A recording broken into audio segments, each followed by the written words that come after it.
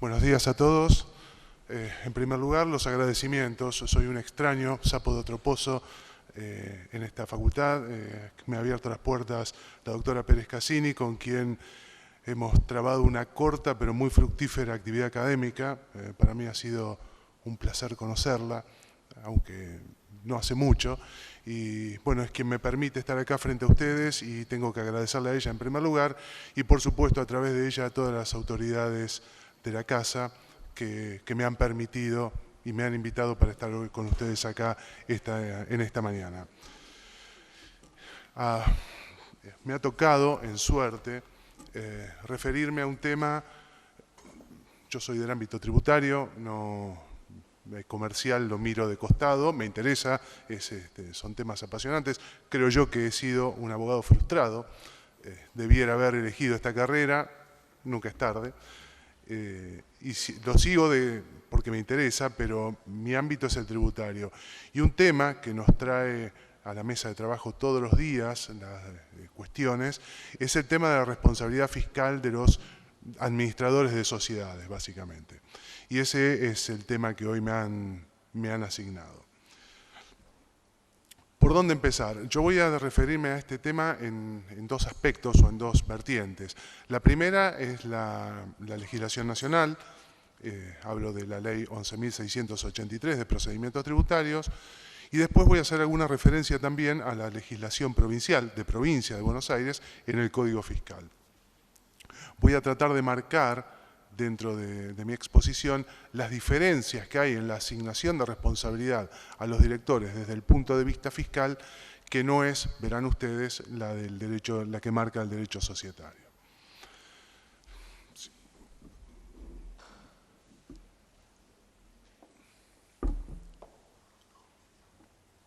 En primer lugar, vamos a situarnos de dónde partimos.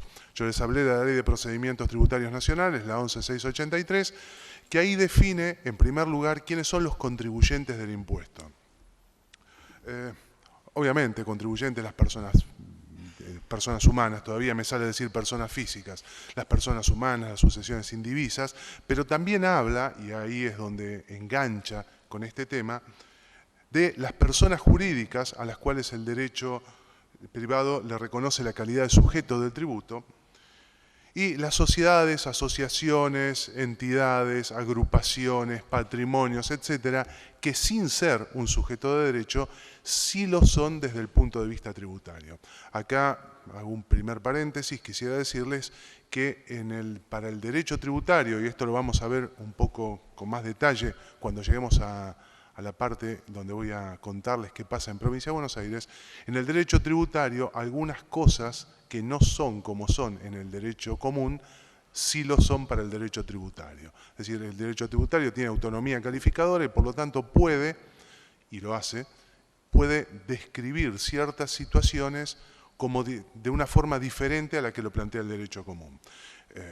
Un caso claro que voy a traer es el tema de las, por ejemplo, uniones transitorias, en realidad todos los contratos de estos de asociación, de colaboración, donde yo recuerdo cuando estudiaba la ley 23.903, de la reforma de la ley 19.550, que aparecían en ese momento, yo era estudiante, aparecían en ese momento las uniones transitorias de empresas, las agrupaciones de colaboración.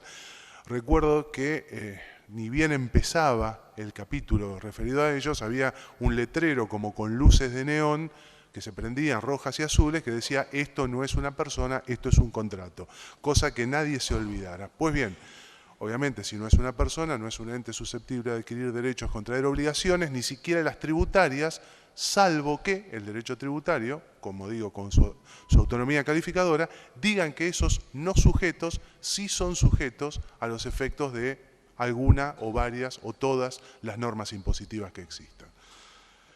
Bien, entonces, sociedades con personalidad jurídica, otro tipo de agrupamientos que no lo posean, por el motivo que fuera. Estos son los contribuyentes, pero claro, estos contribuyentes no pueden actuar por sí mismos, no pueden expresarse, no pueden decir, no pueden hacer, no pueden generar negocios, sino a través de las personas que están dentro de ellas. Y acá aparece lo que la ley tributaria llama responsables por deuda ajena, que está en el artículo 6º de la Ley 11.683. Básicamente, ese artículo dice que están obligados a pagar con los recursos que administran, perciben o disponen, obviamente están obligados a pagar los impuestos, los directores, los voy a leer textual, los directores, gerentes y demás representantes de las personas jurídicas, sociedades, asociaciones, entidades, empresas y patrimonios a que se refieren los incisos B y C del artículo 5º, que son las sociedades con personalidad jurídica y toda otra agrupación que no tenga personalidad jurídica, pero que las normas tributarias le hayan dado la calidad de sujetos de la obligación tributaria. Además, estos responsables están obligados también por las infracciones que la sociedad cometa en función del artículo 55. Así que este es un poco el planteo de quiénes son responsables por las obligaciones que tiene, en este caso, vamos a referirlo, las sociedades, los entes con personería jurídica. ¿Qué características tiene esta responsabilidad? Bueno, lo primero que voy a decir es que es personal y solidaria. ¿Quiénes? Los representantes, obviamente estos que yo nombré, pero también tienen esa responsabilidad los socios que sean responsables solidarios, que tengan socios solidarios. Los socios de las sociedades, esto lo voy a decir leyendo porque si no me voy a equivocar, del capítulo 2, sección 4 de la Ley General de Sociedades, es decir, lo que reemplaza a las viejas sociedades irregulares y sociedades de hecho, y los integrantes de los contratos asociativos. Todas esas personas son responsables por el pago de los impuestos y por el buen desempeño tributario de aquellas personas jurídicas o de aquellos entes que han sido determinados con personalidad solamente a los efectos del impuesto. Ahora bien, esta responsabilidad que estoy hablando no es directa. Es decir, la norma nacional, en el artículo 8º, tiene como una solidaridad impropia, si les gusta llamarlo de alguna forma. Es decir, el responsable solidario, para ser responsable solidario frente a la AFIP, frente a sus impuestos nacionales, debe serlo en forma posterior a que el fisco haya intimado al principal, es decir, al sujeto de derecho digo, jurídico o de derecho tributario. Aquí se abre esto digamos, tiene como un doble juego, donde primero el fisco nacional debe intimar al contribuyente por 15 días hábiles, y después, si el contribuyente no responde, no paga, no se acoge a un plan de facilidades de pago, no hace nada, puede, y cada vez lo está haciendo con mayor frecuencia, iniciarle una acción, que ahora voy a comentar cuál es, al responsable solidario. Pero siempre con este orden de prelación. Nunca puede imputar la responsabilidad solidaria, notificar de la responsabilidad solidaria, si antes no ha pasado este plazo de 15 días de notificación respecto de la sociedad, del contribuyente. ¿Cómo juega esto? Meto 5 minutos de procedimiento tributario para explicarlo un poco mejor. Cuando las declaraciones juradas no son presentadas por los contribuyentes o siendo presentadas no reflejan con veracidad el contenido económico del impuesto, es decir, no determinan de acuerdo a la ley el impuesto que la ley manda, entonces la AFIP tiene un procedimiento que se llama procedimiento de determinación de oficio, que está en la ley 11.683, en los artículos 16 y siguientes, un procedimiento para impugnar esa declaración jurada que no ha sido bien presentada o para reemplazar la presentación que debió hacer el contribuyente. Aclaro que en nuestro sistema tributario toda esta declaración y determinación de impuestos se hace a través de algo que se llama autodeterminación o autoliquidación, que se da con la presentación de la declaración jurada. Pues bien, si la AFIP impugna o reemplaza esta acción que debió tomar el contribuyente, entonces se abre un procedimiento que se llama de determinación de oficio, que tramita en la misma AFIP, en el mismo Fisco Nacional, y a cuya finalización la AFIP emite un acto administrativo. Por supuesto, en este procedimiento el contribuyente tiene derecho a ser oído, a presentar las pruebas, es decir, la formación, el proceso de formación del acto administrativo debe respetarse y, como digo, se emite ese acto administrativo de determinación de oficio en el cual se dice qué impuestos y por qué cantidades debe el contribuyente, se lo notifica y se lo intima por un plazo de 15 días para que pague o para que eventualmente interponga algún recurso de los que prevé la ley. Una vez ocurrido esto, y que el contribuyente no conteste, perdón, no abone el impuesto, por el motivo que fuera, porque no lo quiere abonar, porque no lo puede abonar, o porque quiere discutirlo en el Tribunal Fiscal, por ejemplo, a través de un recurso de reconsideración, entonces la AFIP ahí puede extender la responsabilidad al solidario, es decir, al administrador, al gerente, al representante, etc.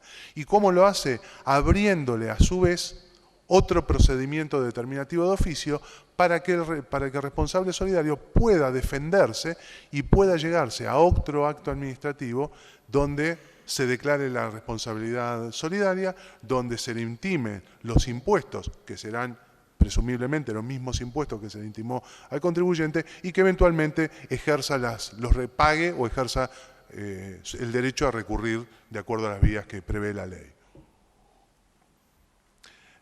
Este tema estuvo tratado en una causa, en dos. En realidad la primera fue Bruti, causa de la Corte, fallos 327-769. También lo trataron en Bozano, fallos 337-58, donde ambos, Bruti, Estela Maris Bruti y Raúl Bozano, se quejaron de que la AFIP no esperó a completar todo el procedimiento determinativo, a intimar y a esperar los 15 días, para iniciar todo el procedimiento respecto de los solidarios.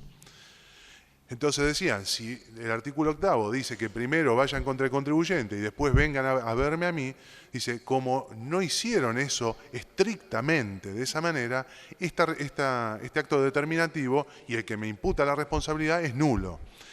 Y la Corte, obviamente, pasaron por todas las instancias y en la Corte le dijeron, miren, lo que no puede hacer la AFIP bajo ningún punto de vista es intimarlo, es declararles, dictarle la responsabilidad solidaria y notificarlo antes que hayan corrido estos famosos 15 días a partir de la notificación del principal.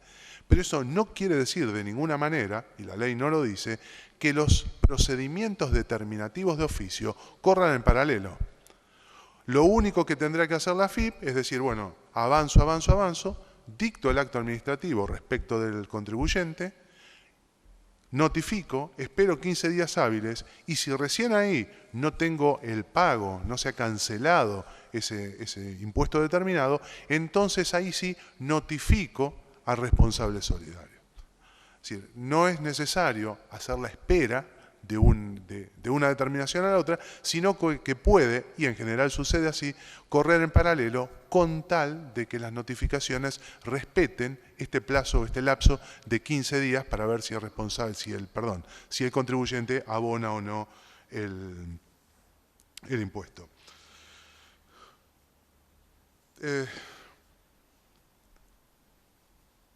¿Qué puede hacer el responsable solidario?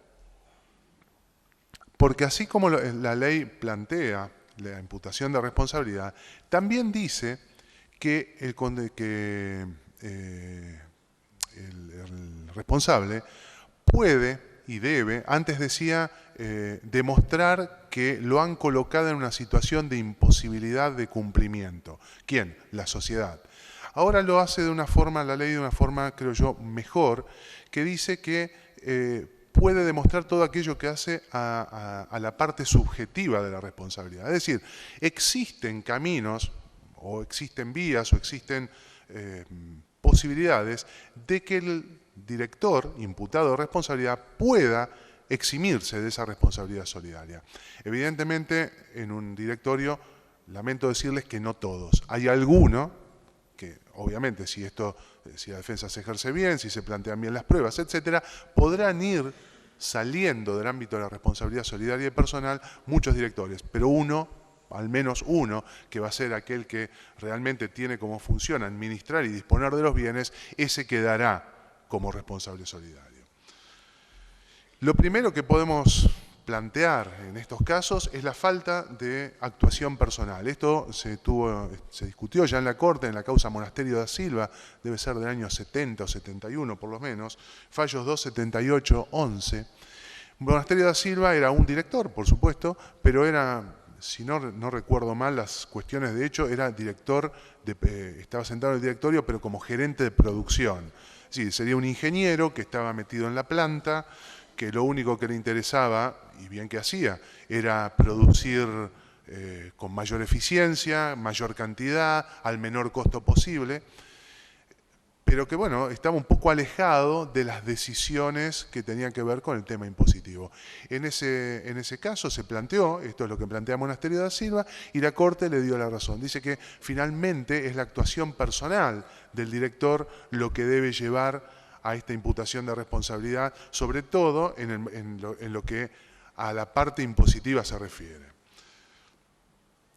Después también está la imposibilidad de cumplimiento, acá con alguna, que era lo que decía la ley anterior, que el director esté en imposibilidad de cumplir con las obligaciones fiscales. Si pudiera demostrarlo, también sería una cuestión eximente de responsabilidad. Obviamente esto es para cada director deberá demostrarlo desde su propia posición y en forma personal. También puede plantear la existencia y la exigibilidad de la obligación por la cual se lo hace responsable solidario. No son pocas las veces, y quienes sigan o que les guste seguir la jurisprudencia tributaria, que vean que todo aquel acto de determinación que ha planteado la AFIP o que ha notificado la AFIP, no siempre lleva adelante y es recaudación por el organismo. Muchas veces esos actos son rechazados, tanto sea por el Tribunal Fiscal o en la etapa judicial, en la Cámara o en la Corte. Quiere decir que el responsable solidario también podrá plantear en su defensa aquellas cuestiones de hecho y de derecho que hagan al contenido mismo del impuesto, aun cuando esta sea una cuestión propia del contribuyente, pero él también puede plantearlas en su propio descargo y en sus propios recursos. Y por último, también está la insuficiencia patrimonial. Acá yo tuve la suerte de pasar hace algunos años por el Tribunal Fiscal de Apelación de la Provincia de Buenos Aires, tareas de relatoría, es decir, ver expedientes y ayudar a los vocales en la producción de la mal llamada sentencia, de la resolución. Y muchas veces cuando habían este tipo de incumplimientos, y ya no hablo tanto de los responsables solidarios, pero también los contribuyentes, venían y decían, bueno, nosotros estamos en un concurso preventivo, no tenemos la disponibilidad suficiente, por eso estamos concursados.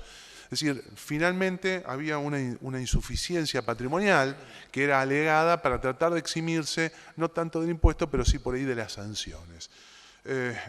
Esto está tratado también en la Corte, el fallo Slambrucci, uno de ellos, el más conocido quizás, fallos 320, 2271, donde lo que se planteaba era, este señor Slambrucci era director de una sociedad, la cual en un estado complicado desde el punto de vista económico y financiero, decidió no pagar los aportes de la seguridad social. Y entonces, obviamente, vino la AFIP, le planteó en aquel momento la primera ley penal tributaria, le hizo una causa penal tributaria, diciéndole que, bueno, se había comprobado, era evidente que no había pagado los aportes de 4 o 5 pedidos y por lo tanto, en los términos de aquella ley, configuraba un delito tributario, evasión simple, si no recuerdo, en aquel momento, y lo habían procesado. ¿Qué dijo el amigo Slambrucci? Dijo, miren, tengo un problema, la empresa está mal, estoy privilegiando pagar los sueldos y no la parte de aportes y contribuciones de la seguridad social o de obra social o sindicales, trato de mantener al día a mis proveedores para poder seguir trabajando. Digamos, dijo, tengo insuficiencia patrimonial, no puedo atender a todo.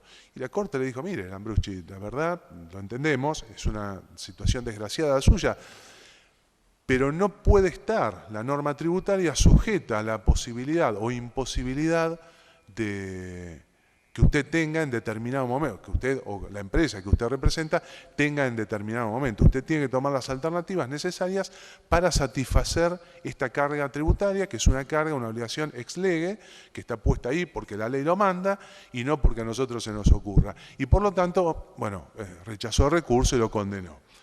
Esto, hay en este caso, Juan Manuel Rodríguez Esteves, en uno de sus artículos, lo expresa y dice, miren, si la opción finalmente llega a la conclusión desde el punto de vista del derecho tributario, y él desde el penal tributario dice, si la opción es la quiebra o el pago de los tributos, no debe dudarse, dice, es la quiebra de la empresa. Él lo pone como penalista lo pone en una forma muy violenta y muy tajante. Dice, porque finalmente la ley que recauda los tributos tiende al bienestar general, a asegurar el bienestar general, y ese es un objetivo superior al mantenimiento de la empresa. Podremos o no estar de acuerdo, esto no es relevante al caso, lo que sí quiero remarcar es que este tema de la insuficiencia patrimonial no es un buen argumento si es que en algún momento se les presenta como trabajo defender a un responsable solidario. Por lo menos digo desde el punto de vista tributario. ¿Cómo vengo de tiempo? 5 nada más. Bueno, le damos 7. 7, bueno. Es que no llora, no mama, así que... bueno, ya que tengo 7 minutitos y tengo más o menos planteado este tema de la imputación de responsabilidad solidaria, que ustedes ven que funciona muy distinto de las normas societarias, quisiera sí hacer un breve punteo de temas del Código Fiscal de la Provincia de Buenos Aires. Si lo que vimos era malo, lo que vamos a ver es peor. El Código Fiscal de la Provincia de Buenos Aires trae una forma muy brusca para poder eximirse de la responsabilidad. ¿Quiénes son responsables solidarios? Básicamente los mismos. No hay mucha diferencia. Sí hay diferencia de redacción, pero cuando uno empieza a hacer el cuadro sinóptico y pone de un lado la ley de procedimientos y de otro lado el Código Fiscal, se da cuenta que básicamente dicen lo mismo. El problema de la imputación de responsabilidad solidaria es que requiere la prueba fehaciente y irrefutable de que el administrador ha intimado a la sociedad y al resto de sus amigos administradores, los ha intimado diciéndole que cumplan fehacientemente con las obligaciones tributarias. Con lo cual lo pone en un grado, yo no quiero usar términos arrabaleros, pero policía, vigilante y algunos otros que se les puede ocurrir a ustedes. Es decir, es una cuestión muy violenta, insisto, respecto no solo de la sociedad, que es del sujeto al que representa, sino también de sus colegas de la administración. Esto tiene también otra cuestión. No existe el procedimiento en etapas, como sí tiene la AFIP, primero el contribuyente, después el responsable solidario. Acá, los que hayan visto expedientes tributarios de Provincia de Buenos Aires, habrán visto que la notificación es aperdigonada al contribuyente y a todos los responsables solidarios por igual. Empiezan todos juntos, terminan todos juntos. Esto también tiene una cuestión poco feliz, que es el hecho de los embargos preventivos. Si bien en AFIP, en la ley de procedimiento, en su artículo 111, lo establece un embargo preventivo, el resguardo del crédito fiscal, en cualquier momento entre el inicio de la inspección y cuando esté ya iniciado el juicio de ejecución fiscal, acá también se hace, pero ahora no tanto, pero se hacía con una característica intimidatoria. Es decir, empezaba la discusión en el procedimiento de determinación de oficio y ARBA trababa medidas cautelares preventivas contra todos, contra el contribuyente, pero también contra los directores. Entonces empezaban a saltar los que no le renovaban la tarjeta de crédito, los que pedían el crédito para una casa y no se lo daban. Es decir, entonces, ¿cómo salíamos de esa situación? Y el contribuyente tenía que ir y arreglarlo de alguna manera para liberar a sus directores. Obviamente los propios directores decían que pague el contribuyente, la sociedad, para liberarse de ellos. De todas maneras, han habido buenas noticias en los últimos años. Algo. Todo empezó con, bueno, en el ámbito nacional, con Filcrosa con Municipalidad de Avellaneda, Filcrosa, incidente, revisión de la quiebra contra Municipalidad de Avellaneda, en un tema de prescripción, no tiene nada que ver con esto, pero que la Corte Nacional dijo, miren, dice, en temas que se mete el derecho común, el derecho comercial y civil en aquel momento separados, dice, no se metan los códigos tributarios. En este caso era la ordenanza fiscal de Avellaneda, dice, porque esto es materia reservada a la Nación una vez que los códigos están dictados. Y entonces, por el artículo 75, inciso 12º, no pueden venir las provincias a dictar leyes que modifiquen, complementen, revoquen, etcétera, aquello que ya ha dictado la Nación. Ahí teníamos una buena noticia, un principio de buena noticia, porque empezaba a pesar más las normas de los códigos, que las normas de los códigos de fondo, digo, que las normas de los códigos fiscales o que las ordenanzas tributarias en materia de prescripción, que ya era todo un adelanto. En el año 2014 se dictó, el fallo se llama Fisco de la Provincia de Buenos Aires contra Razo Francisco, en la nomenclatura de la Corte, la causa es C-110-369, donde finalmente llegó una cuestión de responsabilidad solidaria a la Corte de la provincia. Insisto, no llegaban porque había toda una situación de intimidación y de necesidad de los directores, de los responsables, de los gerentes, de los administradores, de salir de esa, ¿cómo se llama?, de estas medidas cautelares preventivas, por su vida propia. Entonces, claro, nadie llegaba a discutir. ¿Qué iban a discutir si tenían que arreglar antes? Llegó en un juicio de apremio, llegó esta causa a la Corte donde se discutía la responsabilidad solidaria. Y ahí la Corte de la provincia dijo, en voto dividido, pero finalmente lo dijo, que la responsabilidad solidaria en el entramado que arma el Código Fiscal, artículos 21, 22, 24, etcétera, resulta inconstitucional porque atenta contra la cláusula de los códigos. Finalmente viene a legislar en materia de responsabilidad de los administradores societarios, donde ya había legislado la ley de sociedades en aquel momento, hoy la ley general de sociedades. Con lo cual tenemos buena noticia. Y esto abre la puerta quizás, porque acá estamos hablando de los administradores societarios de personas jurídicas. Quedan por fuera todo el tema de otras entidades, sociedades, etcétera, que no tengan personalidad jurídica. Y les robo 2 minutos más. Bueno. Esto también me parece importante, la apertura de esta línea jurisprudencial en Provincia de Buenos Aires, porque hoy no se salva los administradores de estos otros entes que han sido objeto de la imputación de la obligación tributaria. ¿Y a qué me refiero? En Provincia de Buenos Aires están alcanzados por las normas de impuestos sobre los ingresos brutos o impuestos de sellos, las uniones transitorias, las agrupaciones de colaboración, las que eran las famosas sociedades irregulares o sociedades de hecho, ahora sociedades informales, los fideicomisos y todo este tipo de agrupamientos. Pero hay una cuestión. Esto está bien en materia de tributación nacional, porque finalmente la ley de IVA, que es que generalmente los abarca y los nombra sujetos de la obligación tributaria del IVA, es una norma de similar orden de prelaciones, está al mismo nivel que los códigos. Con lo cual puede, no hay ningún tipo de problema, modificar, obviamente digo, con la autonomía calificadora del derecho tributario, a los efectos del impuesto, decir que estos contratos u otro tipo de sociedades son sujetos de derecho a los efectos, por ejemplo, del IVA. Eso está muy bien ahí.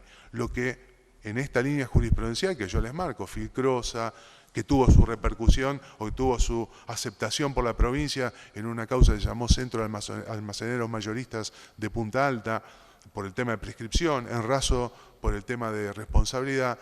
Digo, en este caso también empieza a abrirse la puerta para liberar de responsabilidad no solo a los administradores de este tipo de entidades, sino también a las entidades mismas, porque si yo le atribuyo personalidad a los contratos de colaboración, por ejemplo, a las uniones transitorias o las agrupaciones de colaboración, finalmente lo que estoy haciendo es lo mismo que hacíamos en temas de responsabilidad societaria, es decir, contraviniendo cambiando, modificando las normas del Código Civil y Comercial de la Nación, de la Ley General de Sociedades, y por lo tanto contraviniendo el artículo 75, inciso 12º. Creo que esta línea jurisprudencial es una muy buena noticia, por lo menos para los que estamos en la parte tributaria. Muchas gracias a todos.